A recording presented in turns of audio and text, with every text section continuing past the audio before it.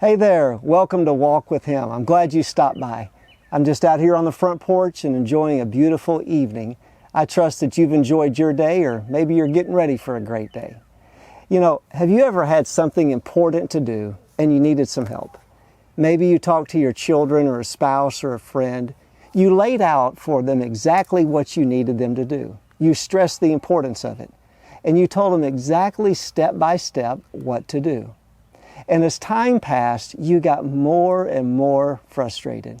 Either the job was not being done up to your expectations, or maybe it had never been started and wasn't getting done at all. And regardless, your frustration continues to build, and eventually you've had enough and you say something like this: just forget it, I'll do it myself. You know, that situation plays out many times in our lives. And there are some things that in all reality, we need to know how to do ourselves. Sometimes other people just can't do it. I think this is true sometimes even spiritually. One of the things that every Christian, or not just Christians, every person needs from other people is encouragement. But you know what? Sometimes people can't encourage us. I've learned that.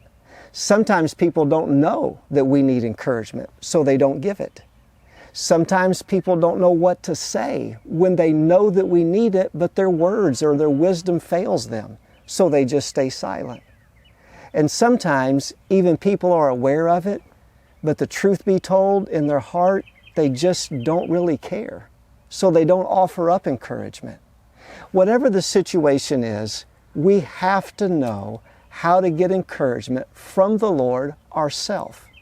Mark it down, my friend. You're going to come to a time in your life where you're going to have to know how to encourage yourself in the Lord if you're going to be encouraged at all. When we come to 1 Samuel chapter number 30, we find David is in that situation. David has been on the run from Saul for some time. Several hundred men have gone with him. Initially it was 400 men, and then it swelled to about 600 men.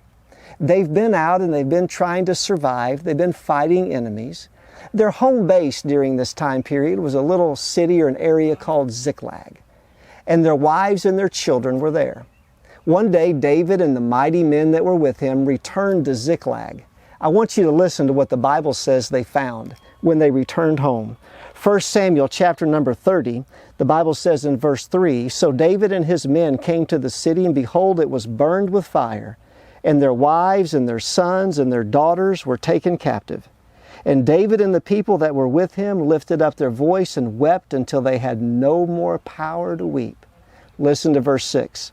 "And David was greatly distressed, for the people spake of stoning him, because the soul of all the people that was grieved, every man for his sons and for his daughters."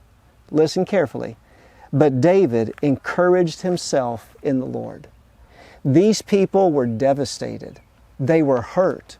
Their wives, their children were taken captive. Although the enemy had not killed them yet, and eventually they never did, they didn't know that. And something I've learned along the way, hurt people hurt people. When people are grieving and hurting deeply, sometimes they'll do things so uncharacteristic of themselves. And that's what David's men did. The very men that would give their life for David, the very men that loved David, that were fighting side by side with David, they thought about turning on David. They thought about stoning him because they thought maybe it was his fault. And David knew something. If I'm going to get encouragement, I've got to get it from the Lord.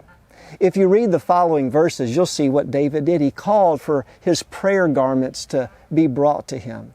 He went out and he got alone. And he focused on the promises of the Lord. He inquired of the Lord. He's had a time of dedicated prayer to the Lord. And you know what happened? David's spirits were lifted by the Lord. And as a result, here's what's good, he could lift the spirits of his men. Here's my challenge to all of us today.